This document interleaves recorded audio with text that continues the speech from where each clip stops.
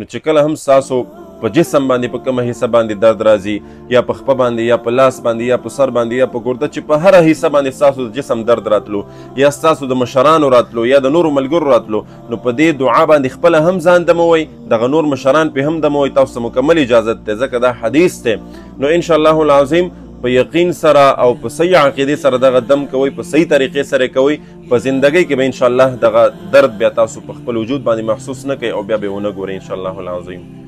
که چیرته ستاسو په بدن باندې درد راځي یا ستاسو د مشرانو په وجود باندې دردونه راځي یا اچانک نوی درد راځي او یا که زاړه دردونه وي یا ستاسو د نورو خپلو خپلوانو د نورو ملګرو په بدن په کمزي باندې درد راځي نو دا کم دم چې درته ښایمه دا د یو صحابي په وجود باندې به درد راتلو او رسول الله مبارک په هغه باندې دم اچولی و هغه دم دغه صحابي را نقل کړی دی فرمایي چې زه کله مسلمان شوم د مسلمانېدو نه پس زما په وجود باندې په یو خاص حصه باندې به درد راتلو یو ورځ ما رسول الله مبارک ته د دې شکایت وکړو چې یا رسول الله کله نه زه مسلمان شوی یم ما ته یو تکلیف یو درد چې دی پیدا شوی دی او زه محسوسوم د هغې نه زه ډېر په تکلیف کې یم نو رسول الله مبارک ما ته وفرمیل چې د درد په دغه حصه باندې دی لاس کېږده طریقه زده کوي ښه په کوم ځای باندې چې وایي درد دی نو په دغه ځای باندې لاس کېږده او د هغې نه پس وایي رسول الله مبارک درې ځل بسم الله وویله او اووه ځلې دا وویلې اعوذ بالله وقدرته من شر ما اجد واحاذر اعوذ بالله وقدرته من شر ما اجد واحاذر په دې سکرین به انشاءالله تاسو ته زه ولګوم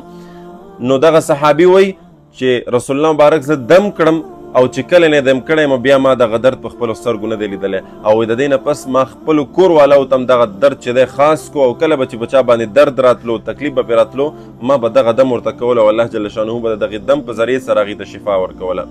نو دا دم د رسول الله مبارک نه موږ او تاسو سره رسېدلی دی دا ستاسو دپاره هم دی زموږ دپاره هم دی د ټول امت مسلمه دپاره دی خو په یقین سره یقین به پرې ولې نه کوو چې د رسول الله مبارک نه رانقل شوی دی داسې عام دم نه دی د ملایانو او د پیرانو صاحبانو نه دی دا صحیح دم دی د صحابي او د حدیث نه ثابت دم دی نو چې کله هم ستاسو په جسم باندې په کومه حصه باندې درد راځي یا په خپه باندې یا په لاس باندې یا په سر باندې یا په ګرده چې په هره حصه باندې ستاسو د جسم درد راتلو یا ستاسو د مشرانو راتلو یا د نورو ملګرو راتلو نو په دې دعا باندې خپله هم ځان دموئ دغه نور مشران پې هم دموئ تاسو ته مکمل اجازت دی ځکه دا حدیث دی نو انشاءالله العظیم په یقین سره او په صحیح عقیدې سره دغه دم کوئ په صحیح طریقې سره کوئ په زندګۍ کې به انشاءالله دغه درد بیا تاسو په خپل وجود باندې محسوس نه کوئ او بیا به ونه ګورئ انشاءالله العظیم